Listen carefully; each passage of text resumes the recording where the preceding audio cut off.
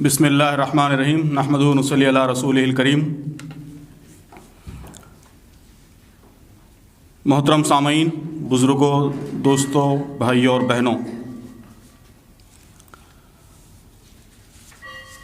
مجھے اس وقت بنیادی طور پر بابری مسجد کا جو فیصلہ آج آیا ہے اس سے متعلق کچھ باتیں آپ کی خدمت میں رکھنی ہیں۔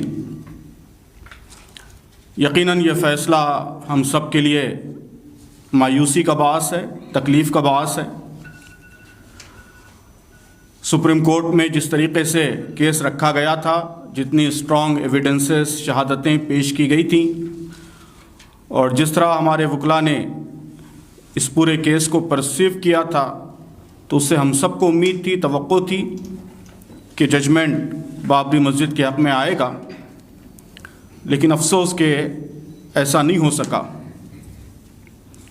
یہ بات صحیح ہے کہ مسلمانوں نے پہلے روز سے یہ بات کہی ہے، یعنی یہ کوئی نئی بات نہیں ہے جو مسلمان ابھی کہہ رہے ہیں یا حکومت کی تبدیلی کے بعد کہہ رہے ہیں، بلکہ جب سے یہ ڈسپیوٹ چل رہا ہے، جب سے یہ تنازع چل رہا ہے، اس وقت سے مسلمانوں کا موقف یہ ہے کہ سپریم کورٹ جو فیصلہ کرے گا وہ ہم اس کا احترام کریں گے، اسے قبول کریں گے۔ تو سپریم کورٹ کے اس فیصلے کے احترام کرنے کی بات اس لیے کہی گئی ہے کہ رول آف دی لا، قانون کی حکمرانی کی بہرحال اہمیت ہے۔ کوئی بھی معاشرہ قانون کی حکمرانی کے بغیر امن کے ساتھ نہیں رہ سکتا۔ اسلام بھی فتنہ اور فساد کو پسند نہیں کرتا، اور قانون کی حکمرانی کے بغیر فتنہ و فساد کا تدارک نہیں ہو سکتا، سوسائٹی میں امن قائم نہیں رہ سکتا۔ تو ہم فتنے کو، فساد کو پسند نہیں کرتے، اسلام بھی فتنے کو، فساد کو پسند نہیں کرتا۔ اس لیے ہم نے یہ کہا تھا کہ ہم امن کے ساتھ، قانون کے دائرے میں رہتے ہوئے دلائل کے ساتھ اپنی بات رکھیں گے، اور سپریم کورٹ جو فیصلہ دے گا اس فیصلے کا احترام کریں گے۔ تو سپریم کورٹ کے فیصلے کے احترام کی بات پر ہم آج بھی قائم ہیں۔ حتمی طور پر جو فیصلہ ہوگا اس کا احترام کیا جائے گا، وہی نافذ ہوگا، لیکن فیصلے کے احترام کا مطلب ہرگز یہ نہیں ہے کہ ہم اس سے 100% اتفاق کریں۔ اس میں جو غلط باتیں ہیں اس سے ہم اختلاف کریں گے، اس اختلاف کا اظہار بھی کریں گے۔ سپریم کورٹ یا ملک کا قانون بھی یہ نہیں کہتا کہ آپ ہر حالت میں سپریم کورٹ کی باتوں پر ایمان لے آئیں، بلکہ سپریم کورٹ کے فیصلے کے خلاف کوئی کام آپ نہ کریں، یہ مطالبہ ہے قانون کا، تو اس مطالبے کی ہم تکمیل کریں گے، کوئی فیصلے کی خلاف ورزی نہیں کریں گے، لیکن فیصلے میں جو نقائص ہیں، جو کمزوریاں ہیں، ان کمزوریوں کا اظہار کریں گے۔ سپریم کورٹ کے ایک جج تھے ورما صاحب، ان کی ایک بات اب بہت چل رہی ہے میڈیا میں کہ انہوں نے کہا تھا کہ supreme court is supreme not infallible, کہ سپریم کورٹ سپریم ہے، وہ ناقابل خطا، غلطیوں سے پاک نہیں ہے، غلطیاں اس سے ہو سکتی ہیں۔ تو ہم یہ سمجھتے ہیں کہ اس فیصلے میں بہت ساری غلطیاں ہیں، بہت ساری کمزوریاں ہیں، اور جس طریقے سے ٹائٹل سوٹ کا ڈیسیجن لیا گیا ہے وہ انصاف کے تقاضوں کے خلاف ہے۔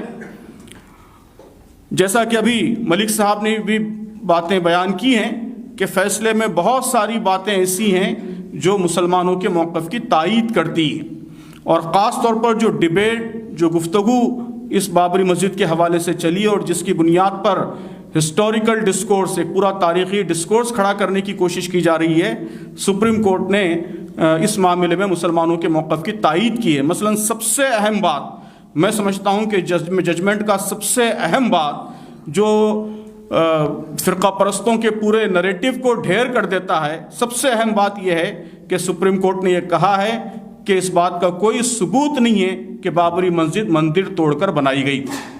میں سمجھتا ہوں کہ یہ بہت غیر معمولی بات ہے، اور اس سے تاریخ کی بحث کا پورا دھارا آپ موڑ سکتے ہیں۔ عدالت نے فیصلہ دے دیا ہے، لیکن ملک کے ضمیر کی عدالت کے سامنے آپ تفصیلات رکھ سکتے ہیں، اپنا موقف بیان کر سکتے ہیں۔ سپریم کورٹ نے بہت وضاحت کے ساتھ یہ بات کہی ہے کہ مندر توڑ کر مسجد نہیں بنائی گئی، اس کا کوئی ثبوت، اس کا کوئی ریکارڈ موجود نہیں ہے۔ اسٹرکچر ضرور برآمد ہوا ہے نیچے سے، لیکن یہ اسٹرکچر کیا ہے؟ یہ اسلامک اسٹرکچر نہیں ہے، لیکن یہ ہندو اسٹرکچر ہے، اس کی بھی تائید نہیں ہوتی، اس کا بھی ایویڈنس نہیں ہے۔ اور یہ بات بھی کہی کہ یہ اسٹرکچر جو ہے وہ 12ویں صدی کا اسٹرکچر ہے، اور جبکہ بابری مسجد 16ویں صدی میں بنی۔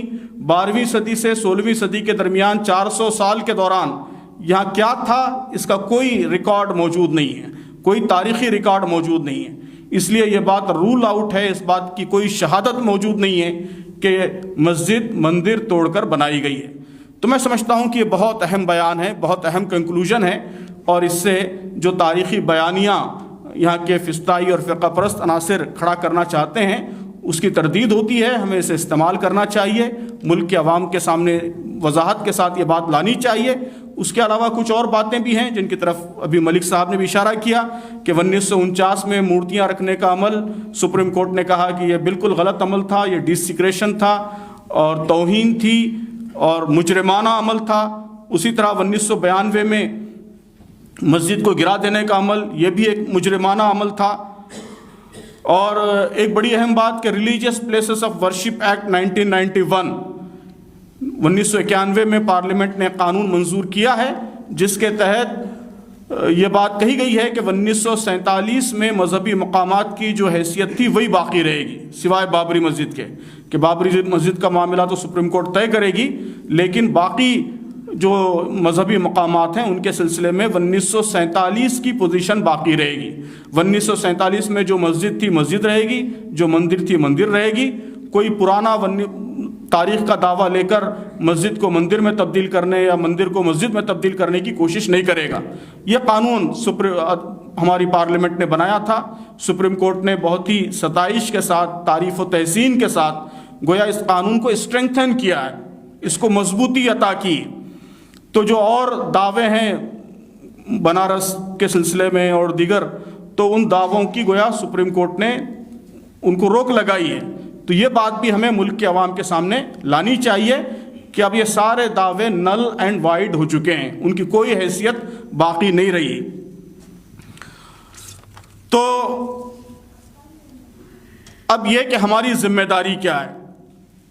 تو ہماری ذمہ داری جو ہو سکتی تھی وہ ذمہ داری ہم نے ادا کی ہے۔ بہت سے لوگ یہ بات بھی کر رہے ہیں اب سوشل میڈیا پر کہ اگر پہلے ہم مصالحت کے ذریعے مسجد دے دیتے تو اچھا ہوتا تھا، فیصلہ تو وہی ہوا بالآخر، کیوں اتنا لمبا یہ مسئلہ چھیڑا گیا ہے، پہلے ہی ہم مصالحت کر لیتے تو اتنی لمبی لڑائی نہیں ہوتی، وغیرہ وغیرہ۔ اس طرح کی باتیں آپ دیکھ رہے ہیں کہ واٹس ایپ پر، فیس بک پر، سوشل میڈیا پر جگہ جگہ چل رہی ہے۔ تو ہم کو یہ بات اچھی طرح سمجھنی چاہیے کہ یہ لڑائی، یہ جدوجہد کس لیے تھی۔ ابھی جو ملک صاحب نے جن باتوں کی طرف اشارہ کیا ہے کہ یہ لڑائی، یہ جدوجہد اصلاً ملک میں قانون کی حکمرانی کو یقینی بنانے کے لیے تھی۔ صرف مسلمانوں کو نہیں بلکہ ملک کے تمام شہریوں کو مسلمانوں کا شکر گزار ہونا چاہیے کہ انہوں نے ایک لمبی جدوجہد کے ذریعے قانون کی حکمرانی کو یقینی بنایا کہ اگر مسلمان بیچ کے کسی مرحلے میں مصالحت کر لیتے تو یہ گویا جسے آپ نے کہا موبوکریسی، ہجومی طاقت، اس کی بالادستی ملک میں قائم ہو جاتی۔ یہ بات طے ہو جاتی کہ کوئی بھی موب اکٹھا کر کے من مانے طریقے سے کچھ بھی کر سکتا ہے۔ اب جو غلط کیا ہے، صحیح کیا ہے، لیکن سپریم کورٹ نے کیا ہے، قانونی طریقے سے ہوا ہے، تو قانون کی حکمرانی اسٹیبلش ہوئی۔ تو یہ بہت بڑا کنٹریبیوشن ہے ملک کے دستوری ڈھانچے کے لیے، ملک کے قانونی نظام کے لیے جو مسلمانوں نے کیا ہے۔ اور مسلمان قرآن توکل میں یقین رکھتے ہیں۔ توکل اسلامی فلسفے کا ایک بہت ہی اہم، بہت ہی بنیادی تصور ہے جس کا راز تعلق ایمان سے ہے۔ توکل کیا ہے؟ توکل کی دو شرطیں ہیں۔ ایک شرط یہ ہے کہ آپ تدبیر کا حق ادا کریں، آخری حد تک تدبیر کریں۔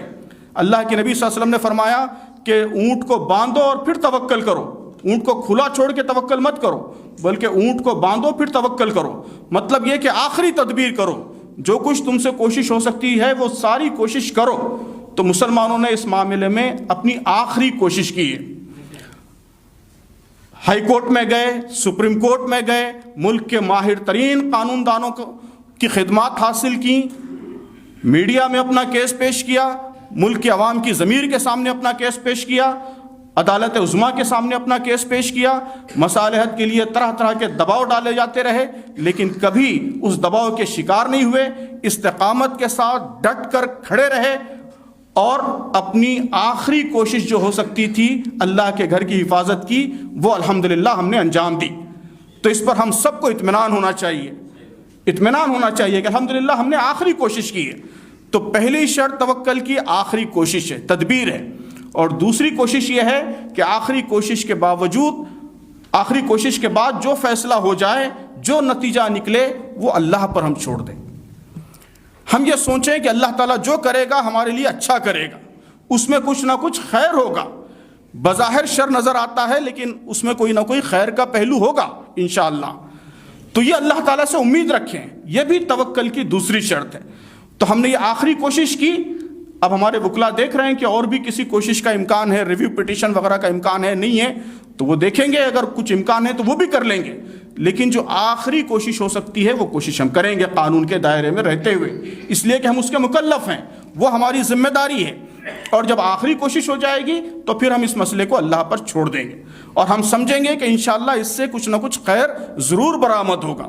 پوری اسلامی تاریخ، انسانی تاریخ اس بات پر گواہ ہے کہ کئی دفعہ ایسا ہوا ہے کہ بظاہر شر نظر آنے والے واقعات سے، بظاہر بہت نامناسب نظر آنے والے واقعات سے اللہ تبارک و تعالیٰ نے غیر معمولی خیر پیدا کیا ہے۔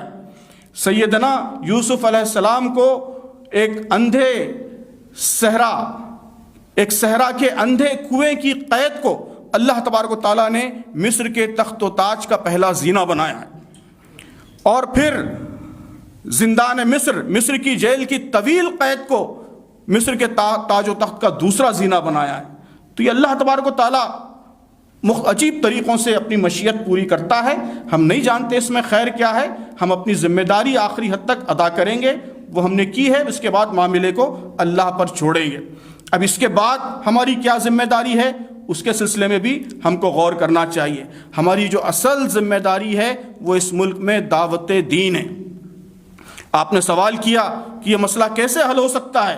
عزیز دوستو، مسئلہ حل ہو سکتا ہے، یہی مسئلہ اور دیگر کئی مسائل حل ہو سکتے ہیں اگر ہم اس ملک میں اپنے آپ کو خیر امت سمجھیں، اس ملک کی جو 130 کروڑ آبادی ہے اس کو اپنا مخاطب سمجھیں، ان کو اللہ کے بندے سمجھیں، یہ سمجھیں کہ ان سے تعلق قائم کرنا، ان سے برادرانہ رشتہ استوار کرنا، ان کی غلط فہمیوں کو دور کرنا، ان کے دل میں اگر نفرت کے بیج ہیں تو ان کو ہٹانا، ان کے دلوں کو جیتنا اور ان کو عدل کی، انصاف کی، اسلام کی تعلیمات ان کے سامنے پیش کرنا، یہ ہماری ذمہ داری ہے، یہ ہمارا فریضہ ہے۔ یہ احساس اگر امت مسلمہ کے اندر پیدا ہو جائے گا تو یہ مسئلہ بھی حل ہوگا اور اس جیسے دیگر سینکڑوں مسائل بھی حل ہوں گے۔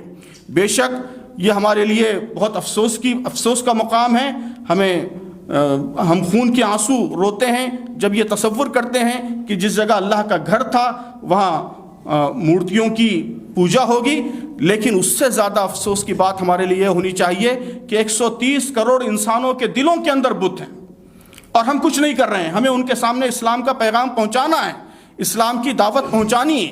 تو ہمارا جو لانگ ٹرم ایجنڈا ہے، ہمارا جو اصل مقصد ہے، نصب العین ہے کہ ہمیں خیر امت بننا ہے، مثالی امت بننا ہے، انسانوں کے سامنے خدا کا پیغام پہنچانا ہے، اپنے آپ کو مضبوط طاقتور بنانے کی کوشش کرنی ہے۔